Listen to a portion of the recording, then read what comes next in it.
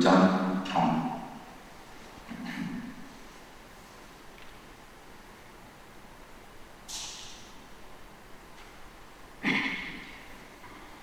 책을 새로 시작하겠습니다. 이제 앞부분을 한번 봤죠.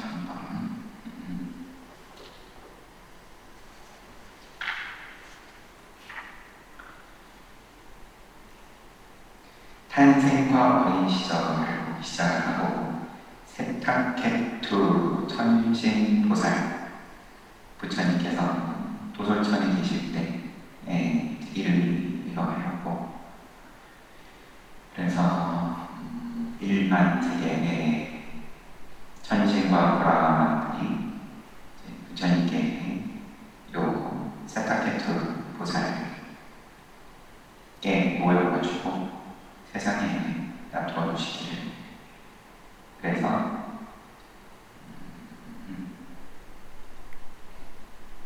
간청을 드리고, 당신은 10가지 바라미를 완전히 충족했습니다. 바라미를 충족한 것은 일체질을 갖춘 부처님이 되고자 했기 때문이고, 이를 통해 자신은 물론 수많은 인간, 천신, 브라ಹ마들을 구제하고자 했기 때문입니다. 지금이 최적의 시기입니다. 인간 세계에 있는 당신 어머니의 태 속으로 들어가십시오. 그리하여 죽음이 사라진 멸반법을 설하시어 윤회에서 해탈케 해 주십시오. 간청을 하는데, 인간, 천신, 브라ಹ마들을 구제를 해 주십시오. 이런 청을 하는데, 모여서 청을 드리는 건 천신하고 브라ಹ마들만 모였어요. 물론 도솔천은 인간들이 모일 수는 없는 곳이지만, 뭔가 인간은 묻어가는 느낌인가 싶기도 하고, 천신 브라ಹ마들은 본인들이 청하고 본인들이 이익을 누리고, 인간은 그 자리에 있길 자격이 없다고 해도 틀린 말은 아니겠죠. 간청을 드리는 자리에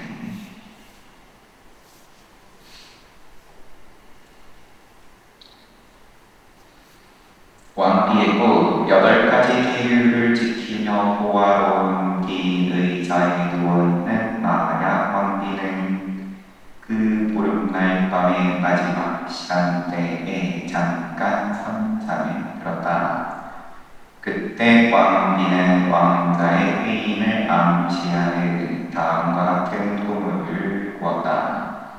사천왕들이 왕비를 침대째 들어올려 히말라야에 있는 아노타타 호수에 옮겼다. 왕비는 규모가 60요자이고 표면이 평평한 웅황석판 위에 누웠는데, 그 위로는 높이가 7요자인 산라나무 그늘이 드리워져 있었다. 잠시 후 사천왕의 부인들이 나타나 왕비를 아노타타 호숫가로 데리고 가서 목욕시켰다. 그리고 천상의 옷을 입히고 천상의 화장을 해준 후 천상의 꽃으로 전식했다. 그런 뒤 왕비는 호수에서 멀지 않은 곳에 위치한 은으로 된 산 안에 있는 금으로 된 저택의 방으로 들어가 동쪽으로 머리를 부른 채 잠이 들었다. 꿈속에서 잠이 들었어요.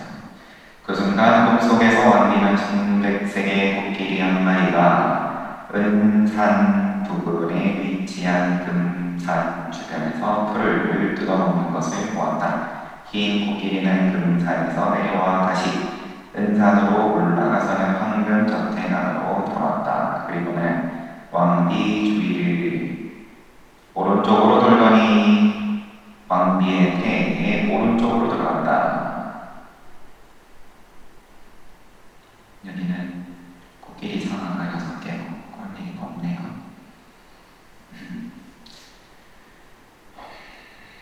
왕비의 회의. 왕비가 이런 꿈을 볼 때 세탁해두 전체를 도솔천에 난다와나 정원에서 유쾌한 모습과 소리를 즐기며 거닐고 있었다. 마지막 일주일을 끼고 간청을 받고 또 이 난다와 정원으로 갔다를 우리가 봤죠. 그런 보살은 완전한 기억과 알을 지닌 채 천신의 세계에서 사라졌다. 그와 동시에 보살은 첫 번째의 대화심을 지닌 채 어머니의 연꽃과 같은 태성으로 회임되었다. 대화심이란 여러 가지 초기 단계의 마음 중 하나로 첫 번째인 대선심의 결과 중 하나이며 희를 동반하고 지와 상응하며 자비상정을 성취할 때 성행하는 가행의 수습에 의해 이야기된 것이다. 이를 보살의 할아버지인 안자나 왕이 설정한 시간 단위로 했을 때 대거 기원 그러니까 그러면 수도가나 대왕의 아버지 안자왕이라는 말로 보면 될 것 같고요. 그때 그 횟수를 표기하는 방식이 대거 기원 67년 아살 하월 보름날 화요일 아침에 일어났다고 한다. 보살이 회임되는 순간은 달이 우타라살타 곡성과 겹치는 다음 때였다. 격렬한 지진, 보살의 회임과 동시에 일반 세계에는 격렬한 지진이 일어난다. 지면이 동쪽에서 솟고 서쪽에서 가라앉으며 서쪽에서 솟고 동쪽에서 가라앉았다. 또한 지면이 북쪽에서 솟고 남쪽에서 가라앉았으며 남쪽에서 솟고 북쪽에서 가라앉았다. 그리고 중앙에서 솟고 가장자리에서 가라앉았으며 가장자리에서 솟고 중앙에서 가라앉았다. 32가지 위대한 현상. 최후의 생을 맞이하는 보살의 회임 때 일반적으로 동반하는 32가지 위대한 현상이 일어난다. 현자라는 그 놀라운 사건을 통해 보살이 회임되었음을 알게 된다. 자타카 본생경 주석서의 도입부에 나와 있는 32가지 위대한 예언의 현상을 소개하며 다음과 같다. 읽을지 중간에 하나씩만 골라서 읽을지. 능가할 것이 없는 광채를 지닌 빛 한 줄기가 1만 세계 전체를 통해 퍼져나간다. 광채가 빛이 1만 세계를 다 퍼져나가고 눈먼 자라도 보살의 영광을 보고자 하면 그 순간만은 시력을 얻었다. 청년에 대해서 또 말을 못하던 사람도 말을 하고 그 순간만 불고자라도 정상이 되고 수감되었거나 묶여있던 사람이 그 속에서 벗어나고 모든 지옥의 불이 꺼졌다.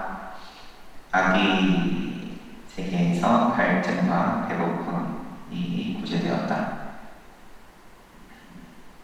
말들이 유쾌하게 소리났다. 코끼리가 즐겁고 유쾌하게 소리났다.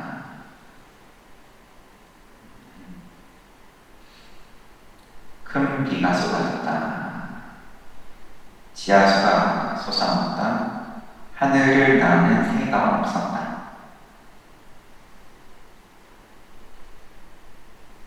이런 꽃들이 절묘하게 피어났다.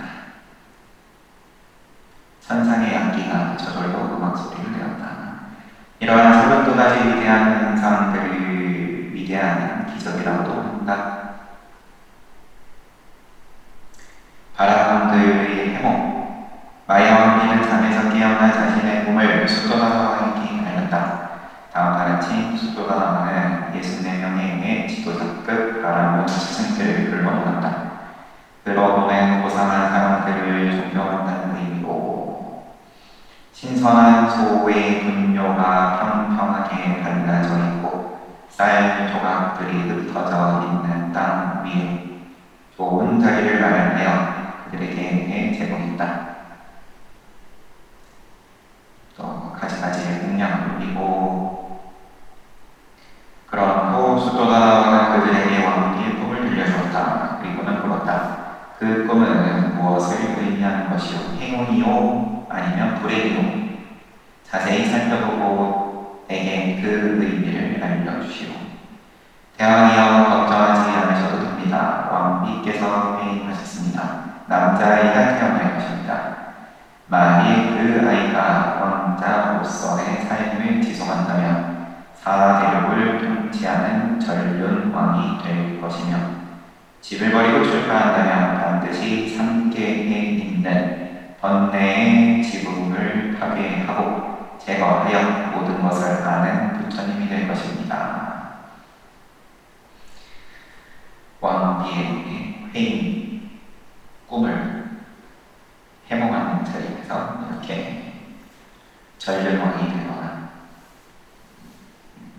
전 세계를 통일하거나 아니면 부처님이 되거나 4대 천왕의 보호 보살이 회임된 그 순간부터 뱃사와나를 비롯한 이 세계에 살고 있는 4대 천왕이 마야왕비의 장엄된 방으로 들어와 밤낮으로 왕비를 보호했다. 귀신이나 낙찰, 초안, 짐승 이 보살과 어머니 앞에 나타나지 못하도록 했다. 사대천왕이 보살, 모자를 그렇게 보호한 이유는 누군가 그들을 해칠 것이라는 두려움 때문이 아니었다. 혹시라도 좋지 못한 광경이나 소리가 왕비에게 두려움과 걱정을 불러일으키지 않을까 해서 보호했던 것이다.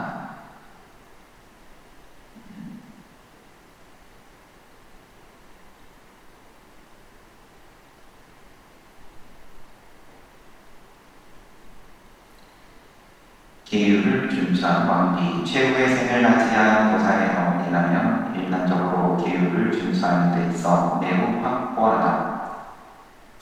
부처님이 출현하기 전 사람들에게 방랑 종교인에게 몸을 숙이는 등 존경의 뜻을 표한 다음 그들로부터 계율을 받았다. 마야왕비도 회임 전에 은둔 수행자 칼라 데빌라로부터 계율을 받곤 했다. 그러나 보살을 회임하고부터는 다른 사람의 가르침을 받는 것이 적절하지 않았다. 오직 동등한 자로부터 받은 계율만을 준수할 수 있기 때문이다. 따라서 왕비는 보살을 회임함부터 스스로 계율을 준수했다. 그러면 이제 보살을 회임을 한 다음부터는 수준이 높아졌다. 그레이드가 올라갔다. 그래서 기존에 계율을 받던 은둔 수행자보다 수준이 높아져서 계율을 받지 않게 되었다. 그런 말이 있죠.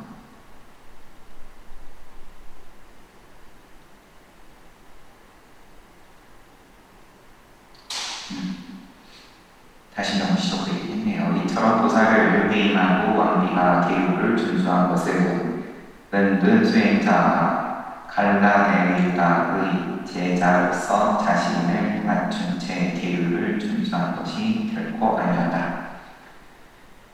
의욕이 사라지다. 최후의 생을 맞이한 보살의 어머니라면 회임하는 순간부터 의욕을 느끼지 않는다. 정숙하고 순결하게 지내는 것이 보살의 어머니에게 아주 자연스러운 일이다.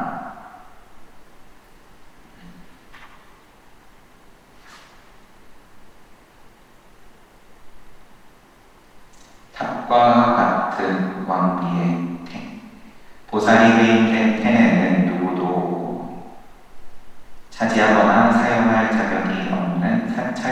성스러웠다. 마하마야 왕비의 연꽃 같은 temp같이 찬란한 금강석으로 가득 차 있는 듯 했다. 그리고 보살의 어머니는 보살을 낳은 지 7일 만에 죽어서 도솔천, 천신의 세계로 가게 된다. 나참자 돌아가신 게 아니에요. 계산이 어떻게 되는지 조금 애매하지만 수많은 선물. 수도다의 왕의 첫째 부인 마야원비가 위력과 영광을 갖춘 아이를 위임했다는 복된 소식이 널리 퍼졌다. 이 소식을 들은 다른 왕들이 옷과 장식물, 악기 등 매우 값비싼 선물을 보내왔으니 헤아릴 수 없을 정도로 그 수가 많았다. 여러 지역에서 조공으로 바친 선물들은 보살과 그 어머니가 전생에 지었던 공덕행에 말미암은 것이다. 해 속의 보살을 보다 마야원비는 보살을 위임했지만 속이 울렁거린다거나 팔다리가 무겁다거나 어디가 아프다거나 하는 고통을 전혀 느끼지 않았다. 아무런 불편 없이 임신 첫 단계를 쉽게 보낼 수 있었다. 시간이 지나 태아는 머리와 팔, 다리, 중요한 5부분이 발달되어 구체적인 모습을 갖추게 되었다. 왕비는 아이가 적절하고 편안한 자세로 있는지 살폈다. 그럴 때마다 순수하고 깨끗하며 아름다운 팔각 유리 보석이 무지개 빛깔의 비단질 사이를 통과하는 것처럼 뚜렷이 보살이 보였다.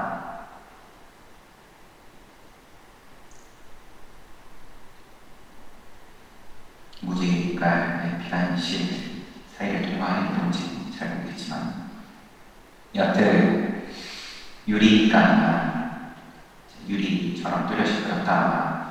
법자의 한 가지의 기대에 앉아있는 설법자처럼 어머니의 등뼈에 차분히 기대 가보자로 앉아있는 보살의 모습이 보였다.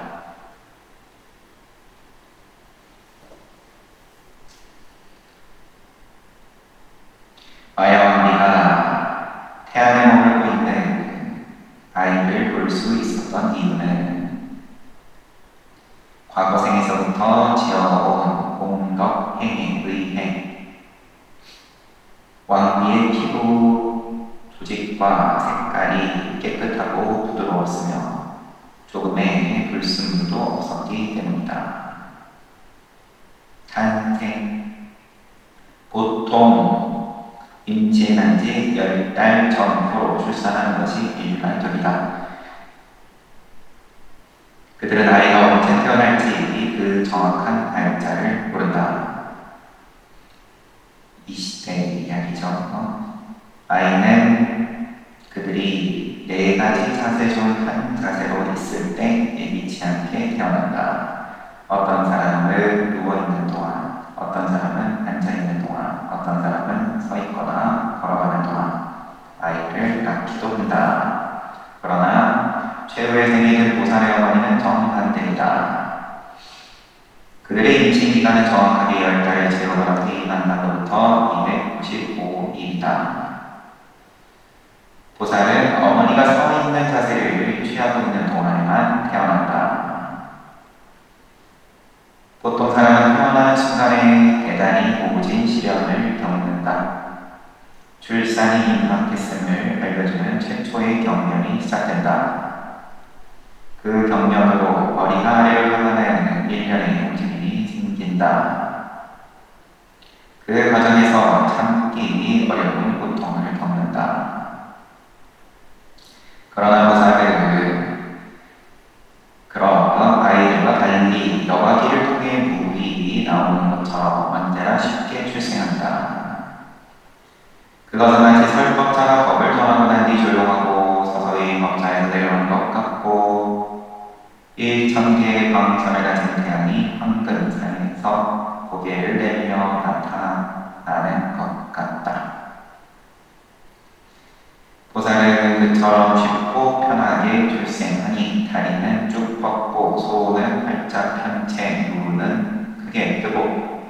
아무런 두려움 없이 기억과 지혜를 갖추고 탄생하는 것이다. 대왕다하시로 떠나는 왕비 모양으로 마야 왕비는 마치 그릇에 담긴 기름을 옮기는 것처럼 연꽃 같은 태 안에 만 10개월 동안 고사를 데리고 다녔다. 이윽고 비행기가 마지막 단계에 이르렀을 때 왕비는 친족들이 사는 대와다하시를 방문하고 싶었다. 그래서 수도나 왕에게 허락을 구했다. 수도나 왕은 허락한 뒤 왕비가 여행하는 데 필요한 준비를 해주었다. 우선 카필라도에서 대와다하에 이르는 대로를 깨끗하고도 평평하고 부드럽게 정돈했다. 양쪽에 이런처럼 나무를 심고 깃발을 꽂고 천신의 길이라 해도 이제까지 않은 만큼 정돈하고 금으로 된 1인승 가만에 왕비가 앉도록 했다. 1,000명의 일꾼이 가마를 끌고 출발했다. 룬비니 동산 카필라와토와 다와다시 사이에는 두 왕국의 사람들이 휴식을 위해 자주 드나드는 룬빈이라는 산란나무 동산이 있었다. 마야 왕비가 그곳에 이르렀을 때 동산의 모든 산란나무는 뿌리에서 가지 끝까지 꽃들을 활짝 피웠다. 꿀벌이나 온갖 종류의 새들에 대한 묘사가 있고요.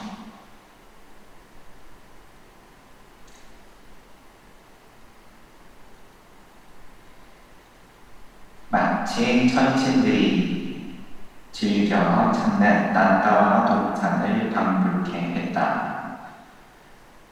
앞서서 우리가 세타케투 천신 보살이 마지막을 보냈던 난다와 동산을 방불케 했다.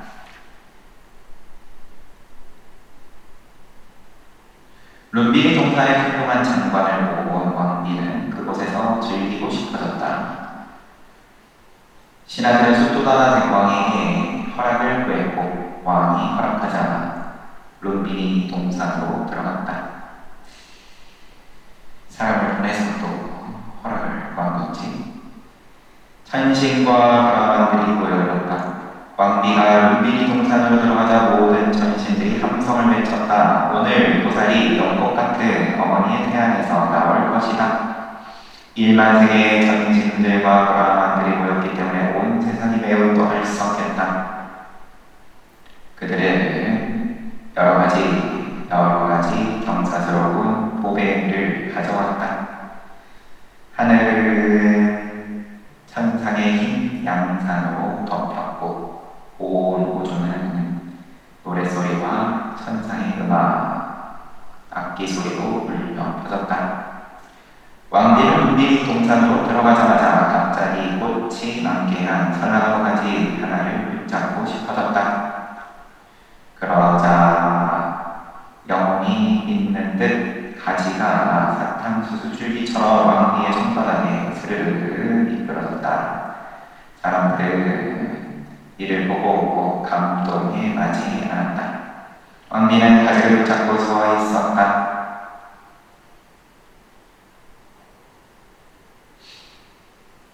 왕자의 탄생. 바로 그 순간 왕비는 출산이 임박했음을 느꼈다. 이에 시종들은 급하게 주위에 장막을 친 후 철수했다. 그와 동시에 1만세계가 대양과 함께 한꺼번에 큰 소리를 내며 진동하면서 그를 굽는 기계의 바퀴처럼 흔들렸다. 천신과 브라만들은 기쁨의 소리를 질렀고 하늘에서는 꽃을 비처럼 내렸다. 악기들이 저절로 감미로운 선율을 연주했다. 그리고 온 우주의 모든 장막이 제거되어 모든 방향으로 가린 데 없이 볼 수 있게 되었다.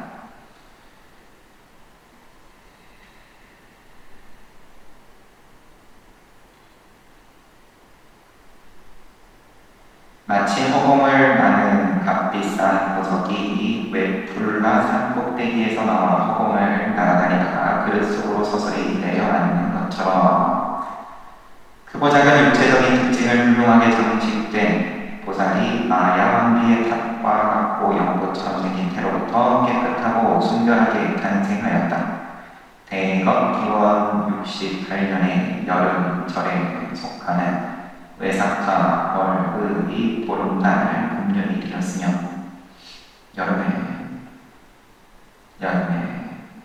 탄생하셨습니다. 크게 우리가 지금 기념하는 부처님오신날을 하고 크게 벗어나진 않아요.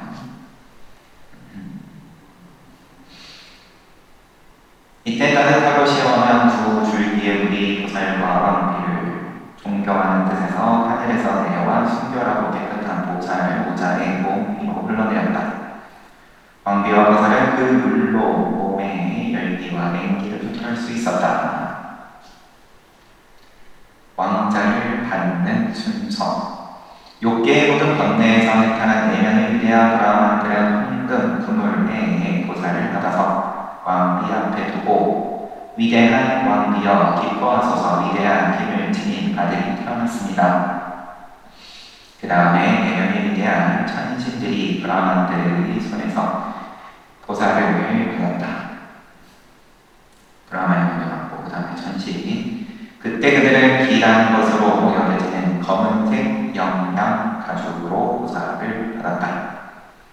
그런 후 인간들이 하얀 천조각으로 보살을 받았다. 잠시 후 보살은 사람들의 손을 떠나 황금 양말을 신은 것 같은 발바닥으로 굳건하게 땅 위에 섰다. 완전하고 반듯하게 땅을 디딘 채 보살은 동쪽을 응시했다. 동쪽에 있는 천신과 인간들은 향이나 꽃 등을 바치면서 정성스럽게 보살에게 경의를 표하였다. 오 고상하신 분이여, 동쪽 방향에 당신과 동등한 자는 없습니다. 하물며 당신보다 더 뛰어난 사람이 있을 수 있겠습니까?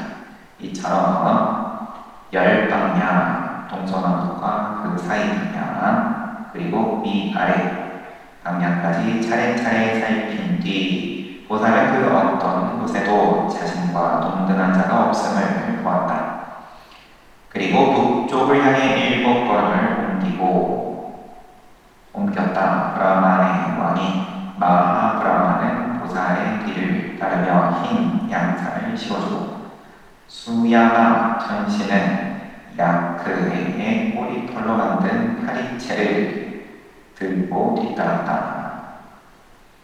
다른 천신들도 양말, 칼, 왕관 등은 왕가의 상징물을 들고 보살을 뒤따랐다.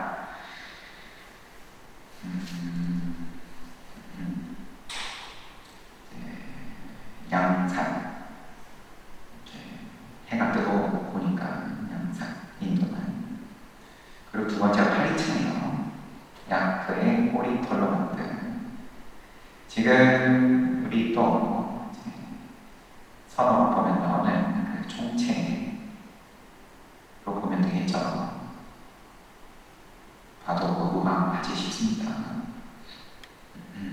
꼬리 털로 만든 거니까 이것도 파리채라고 했지만 우리가 지금 본 파리채하고 좀 다르겠죠. 그리고 다른 천신들이 양말, 칼, 왕관, 왕가의 상징물. 아난주자의 기볼 때도 빠세나드 보살과 대왕이 마지막에 왕위를 찬탈당할 때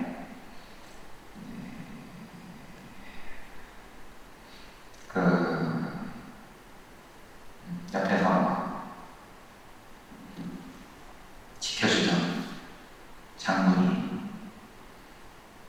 장군한테 이 대왕의 상징물 7가지를 맡겨놓고 부처님 만나러 들어간 사이에 그거를 위두디바인지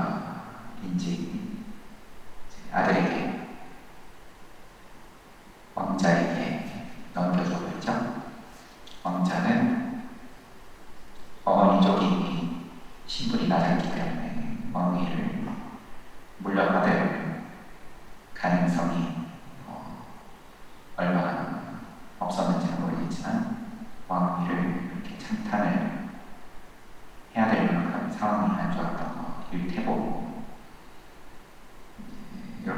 이루어진 곳까지가 있을 것으로 보입니다.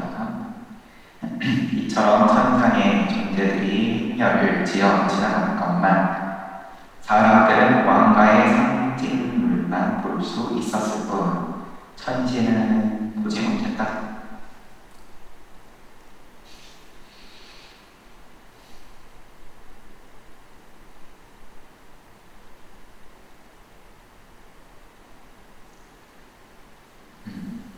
육안으로는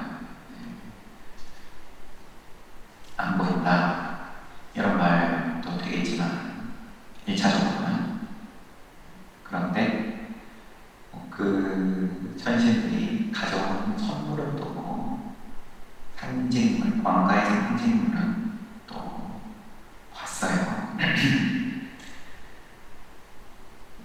또 인간의 몸을 받은 보살께 바치는 거니까 눈에 안 보이는 것도 물론이겠지만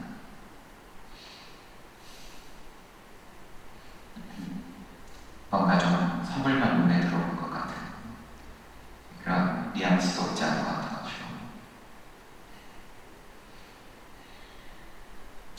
여기서 특히 주의해야 할 것이 있다. 보살은 나무위를 걸었지만 인간들에게는 보살이 허공을 걷는 것처럼 보였다. 또 보살은 전혀 옷을 입지 않은 채 걸었지만 사람들에게도 완전히 옷을 입은 채 걷는 것처럼 보였다.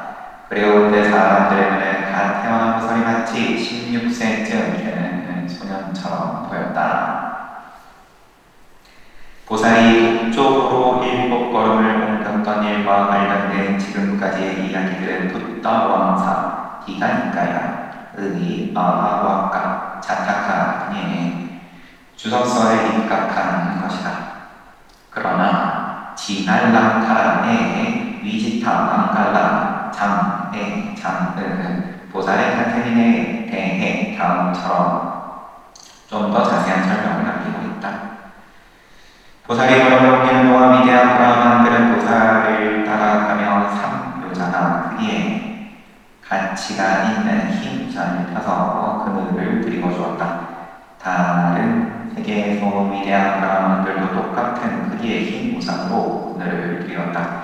그리하여 이 우주가 온통 하얀 꽃다발을 닮은 흰 우산으로 완전히 뒤덮였다. 1만 세계에 살고 있는 1만 명의 수명왕 천신들은 각각 다크의 꼬리털로 만든 파리채를 들고 있었고 같은 세계에 살고 있는 1만 명의 산투시타 천신들은 누리가 점점이 박힌 둥근 부채를 들고 있었다.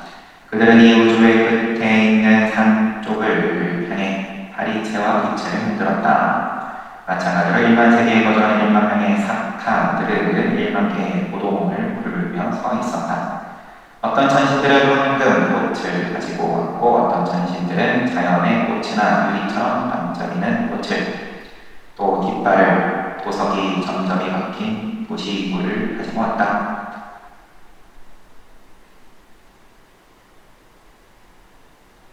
이렇게 쭉 묘사가 이어져요.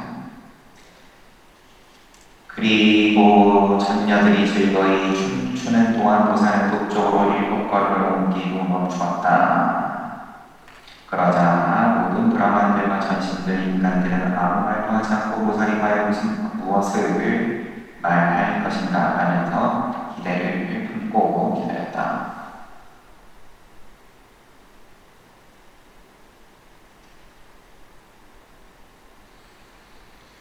하고 우리가 잘 아는 천상, 천왕과 유아독조에 관련된 얘기가 이어지는데 요거는 또 내일 또 보면 될 것 같고요.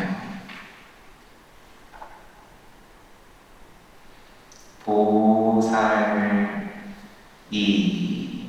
마야 왕비의 태에 들어가고 그 전에 이제 왕비가 꿈을 꾸고 그 꿈에 대한 묘사 그리고 그것을 풀이를 해주는 뛰어난 수도다라왕이 뽑은 브라만들 바라마들의 해몽 64명의 지도자급 바라마들을 불러 모아서 이것도 또 그냥 묻는 게 아니고 또 공약을 잘 올려요.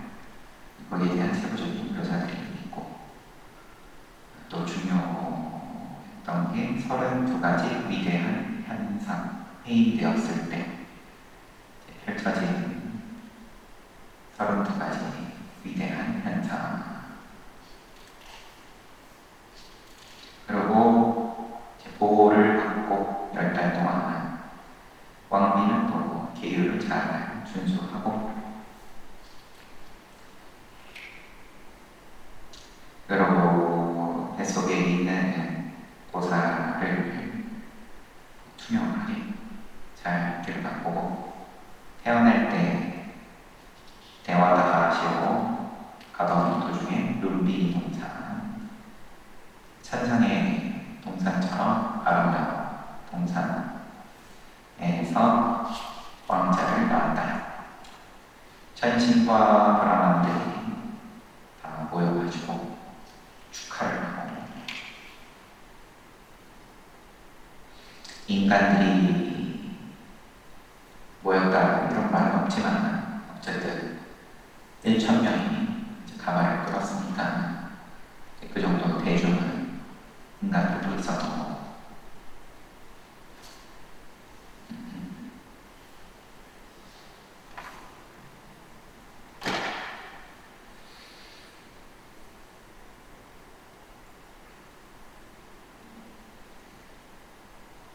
도솔천에서 간청을 드릴 때는 인간은 그 자리에는 함께 못했는데, 그래도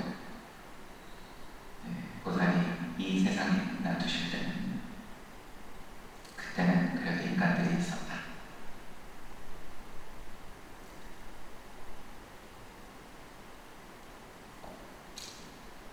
열 가지 방향으로 팔방과 또 위와 아래로 각각 살펴보시면서 예배를 받으시고, 그 각 방향의 중생들로부터, 그리고는 북쪽으로 7걸음을 옮기셨다. 이런 정해진 숫자들이 있죠.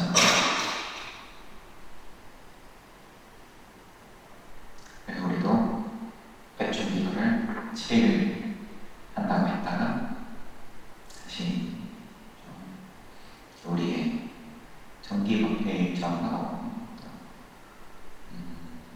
조화를 맞추기 위해서 8월 20일 셋째 일요일 정기법회 날 백중 기도로 입제를 하고,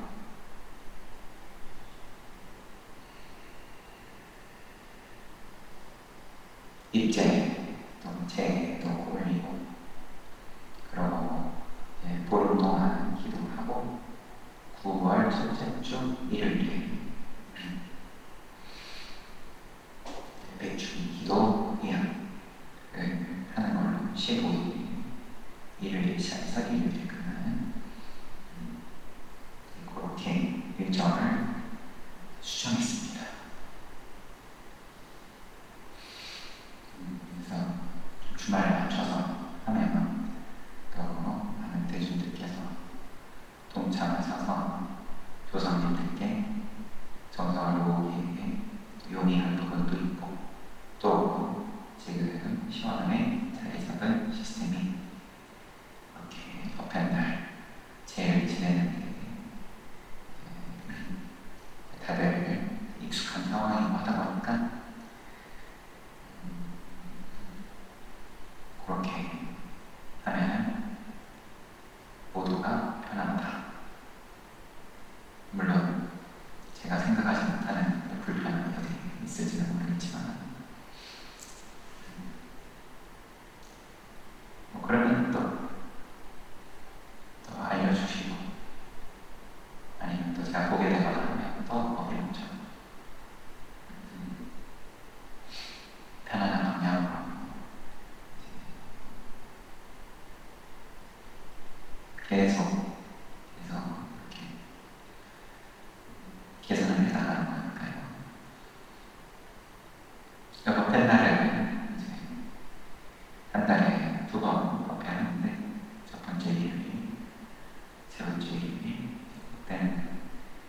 항상 제로서 마무리를 짓는 그렇게 하면 될 것 같습니다.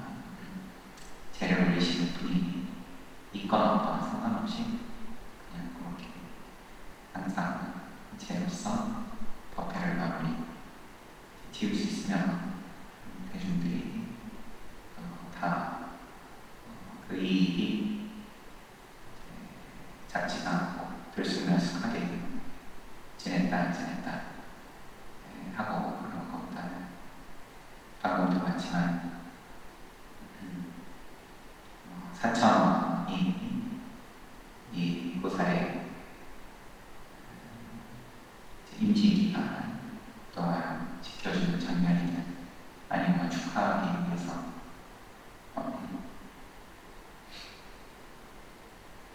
부처님의 탄생을 축하하기 위해서 수많은 대중이 동참을 하는데, 물론 인간 눈에는 들고 온 선물밖에 안 보였다 보니까 좀 창피한 감도 있고,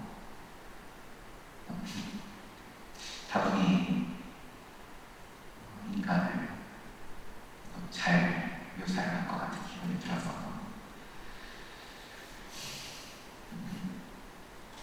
늘 함께하니 여러분들 한 분 한 분이 수많은 대중을 이끌고 여기서 정진할 때 뿐만 아니라 뭘 하든 놀면 노는 대로 정진하고 정진하는 대로 대중들은 늘 같이 한다. 그래서 그렇게 법회날 이제 한 달에 두 번 이렇게 부처님께 공양 우선 올리고, 우리 시원한 대중들 그리고 또 여러분들이 각자 이끌고 있는 대중들이 다 함께, 헤아릴 수 없는 대중이 다 함께 부처님께 공양 올리고, 또 부처님 말씀 같이 보고, 그리고 또 이렇게 제를 이렇게 지내고, 그렇게 해야 하는 방향으로 하겠습니다. 시간이 조금 넘어가지고 15분 쉬었다가 정진합시다.